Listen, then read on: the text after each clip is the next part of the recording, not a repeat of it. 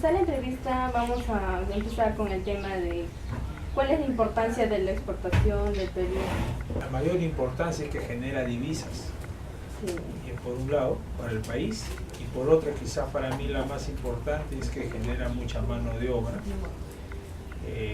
muchos trabajos, porque para producir en pesca, productos pesqueros, trabajan muchas personas, desde que capturan la especie, las que la transportan y las que procesan, ¿no? Y luego las que comercializan. Entonces por ahí es un sector importante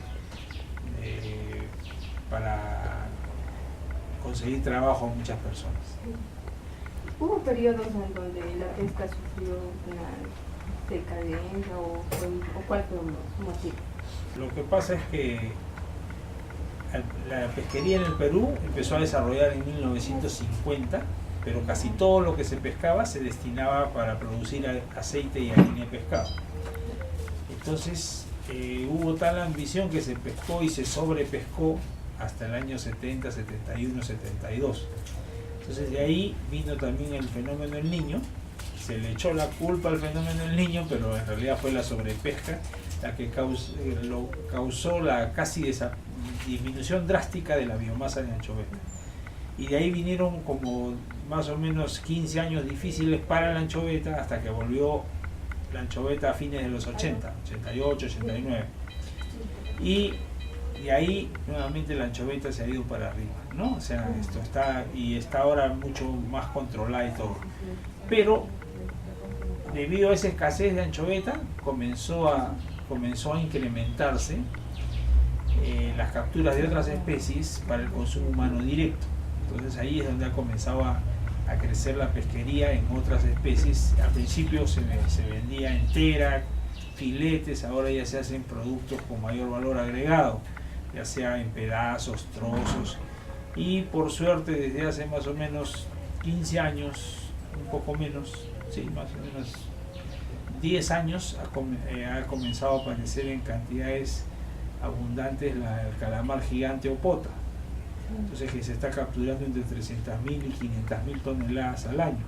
Entonces esa especie es ahora la más importante para consumo humano directo que se está exportando. Igual la anchoveta ha comenzado a hacerse conservas, congelado, ¿no? Y también se está comercializando para consumo humano directo o secas. Claro. ¿Y qué información nos daría acerca de que en los reportajes se informa que hoy todos los pescadores, o sea, estamos pensando solo en hoy y no en el futuro, es que están arrasando con todo, es decir, pescan sin ver o sea, de lo pequeño a lo más grande y así? Sí. No sé. Pero acá es buena tu pregunta, porque los mismos que están haciendo daño son esos pescadores, porque los han dejado crecer su flota, la llamada flota artesanal, la han dejado crecer ilimitadamente, a pesar de que hay prohibiciones para construir más embarcaciones. Las embarcaciones grandes que pescaban anchoveta, o que pescan anchoveta, se les ha dado incluso, antes pescaban desde la milla 5 hacia afuera, ahora les han dado desde la 10, lo cual es algo ilógico, porque en el mar no se puede limitar la distribución de la anchoveta. Habrá años donde está dentro de la 10 y años que está afuera, ¿no? Pero en realidad ha habido ya la flota industrial, la que pesca anchoveta, ya está controlada desde hace muchos años, ya hay un sistema de cuotas muy ordenado, donde ya no pueden pescar de más. En cambio la flota artesanal es un desorden total. Cualquiera construye lancha, entonces, y cada vez pescan desde la orilla, pescan unos pescaditos pequeñitos. Entonces para mí, ellos son, si antes pues se pescaba por decir 100.000 toneladas entre 500 lanchas, y si ahora son 15.000, entonces por supuesto que ellos ven disminuir su pesca, pero es porque han aumentado el número de pescadores. También según el fallo de la Haya, el Perú, al ganar mayor territorio marítimo, incrementó la producción de pesquería, En realidad es un triunfo pírrico, que decimos, político, que por fin hemos hecho una paz con nuestro vecino del sur, pero desde un beneficio económico para la pesca es mínimo, porque en esa zona solamente hay especies, a veces hay pota, atunes u otros, pero no se sabe su abundancia y habrá que calcular el costo, ¿no? Esfuerzo-beneficio, porque irse hasta por allá a sacar será rentable, ¿no? En cambio, en realidad, si el fallo hubiera sido desde la costa peruana, ahí hubiera sido lo más justo y aprovecharíamos la anchoveta que actualmente la están aprovechando más los chilenos en el sur. O sea, para mí no es gran cosa, incluso a la fecha no hay un solo barco que esté trabajando ahí. ¿Aproximadamente en qué porcentaje aporta la pesquería en la economía? Bueno, en realidad es exactamente el porcentaje, no tengo en la cabeza. Este año está siendo un poco difícil, pero es el tercer sector exportador. Primero es el minero, luego está que se pelea la agricultura con pesquería. ¿La contaminación litoral del mar afecta en la actividad pesquera? Sí, es las mismas plantas, o sea, existe una regulación del ambiente muy estricta, pero lastimosamente no se cumple. Las mismas plantas, algunas de ellas pues botan sus restos tal y cual y producen una contaminación, pero por acumulación de material orgánico, ¿no? No es un material que cause pues otras cosas. Pero en toda la costa peruana casi todos los desagües de la ciudad, los de los cultivos con altas cantidades de nitratos y eso van al mar. Entonces en bahías cerradas, donde a veces se están cultivando concha de abanico u otras especies, se producen grandes mortandades cada cierto tiempo, sobre todo cuando el río crece y transporta todo ese veneno, o el veneno que tiran las minas desde el río en las alturas, que echan mercurio, ¿no? Entonces cada vez esa cantidad va acumulando. Todavía no es exagerado en Perú en comparación a otros países, sí, pero ya es momento de seguir controlando y ser más estrictos cada vez. Acerca de eso, ¿qué medidas se puede tomar para mejorar? La única medida es que en las zonas de cada empresa se hagan muestreos en las aguas para ver la cantidad de contaminantes que están yendo al río y por consiguiente al mar. Igual los desagües ya deben ser tratados antes de ser vertidos al mar. Claro. Y creo que en todo el Perú, no sé si habrá uno o dos máximo que tienen ese control. El resto todo va al mar tal y cual viene. En su punto de vista, ¿cuál sería que el Perú tiene mayor demanda en pesquería, casi porcentajes de pesquería en distintas regiones? ¿Qué región ha tenido mayor auge de desarrollo de pesquería? Bueno, en realidad yo diría cuál captura más, ¿no? Porque generalmente donde hay mayores capturas es en la zona de Chimbote, ¿no? Pero Chimbote es para que haya abundancia de recursos se necesita de que el fondo no sea muy profundo y que haya nutrientes. Debido a la ubicación de Perú y la rotación de la tierra, hay afloramientos de aguas muy ricas en nutrientes. Eso permite que en el Perú tengamos a la especie que más se extrae en el mundo, ¿no? En un país con una costa relativamente pequeña se ha llegado a pescar a veces más de 12 millones de toneladas y rara vez bajan de los 5 millones de toneladas de anchoveta, gracias a la ubicación en que estamos y a ese enriquecimiento natural del mar, ¿no? Y para eso favorecen las regiones que tienen mayor costa sin mucha profundidad, y entre ellos sobresale Chimbote. También las zonas donde hay los máximos afloramientos, ¿no? Y eso es en Pisco, Chimbote, Paita, Chicama, Callao, bueno, y al sur también, ¿no? En Hilo.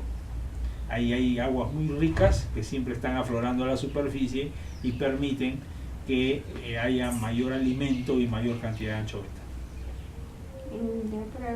Para culminar, desde su punto de vista, ¿qué propuestas podemos presentar al Ministerio de Producción para mejorar la pesca en el Perú?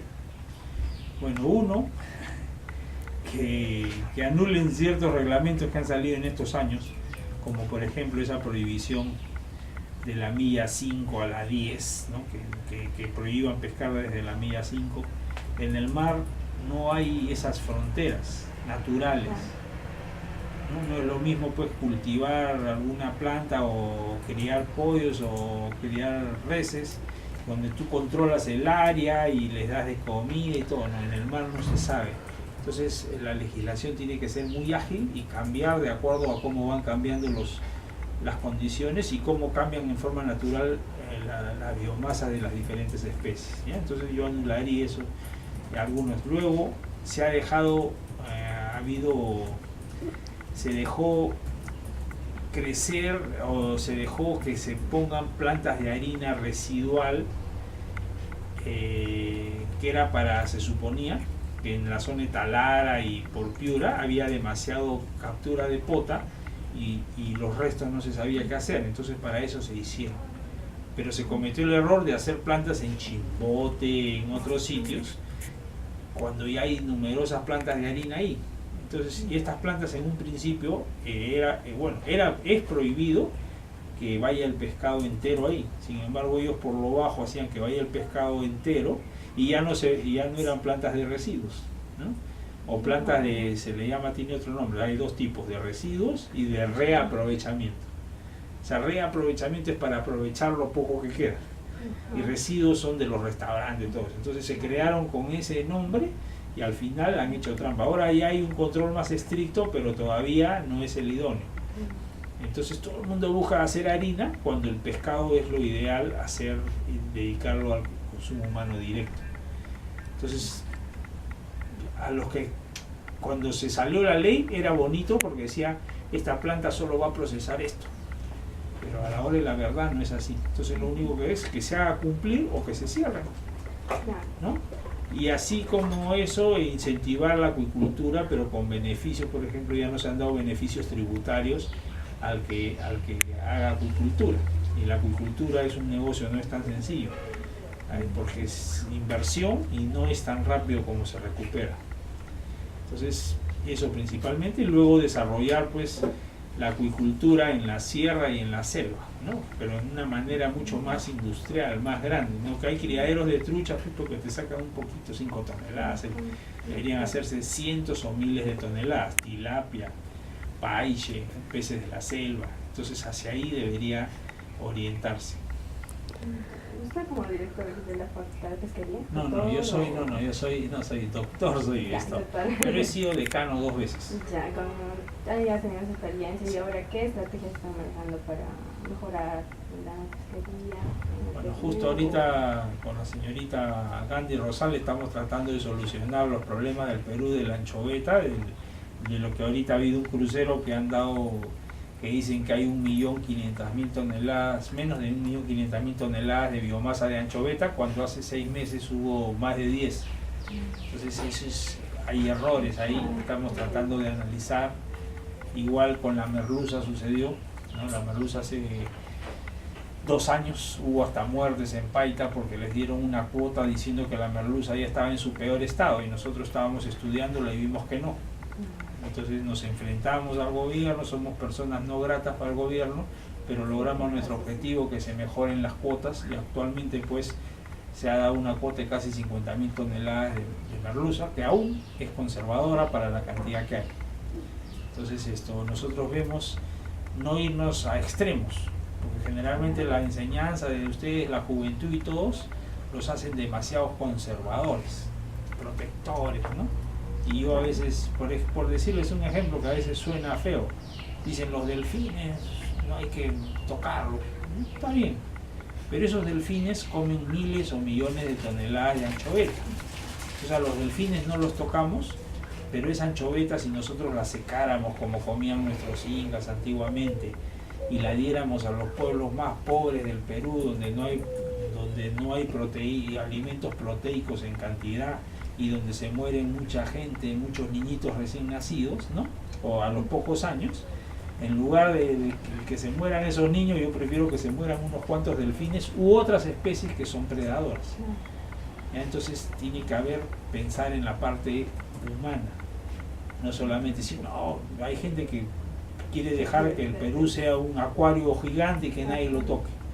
Entonces no es así, ¿no? Igual puede hacerse algo parecido con los pescadores artesanales, como ya lo vienen haciendo en otros países, que hacen no pesquería, sino hacen visitas, encierran a gran cantidad de peces y van en lanchas, bucean y cobran una buena cantidad de dinero, en lugar de extraer ese pescado y venderlo, ganan en turismo, en ecoturismo, eso ganan mucho más que lo que ganarían y se les acabaría la pesca. Entonces, por avistamientos, por ejemplo, de ballenas, de tortugas, que lo vienen haciendo, hay unos cuantos en el norte que se están llenando de dinero con eso. ¿Quiénes son sus clientes? Gringos, extranjeros. Y en Perú ya cada vez hay más gente. Entonces, por ahí debe ir un manejo integral de los recursos, incluyendo la parte socioeconómica, incluyendo la parte de turismo y la parte de alimentación.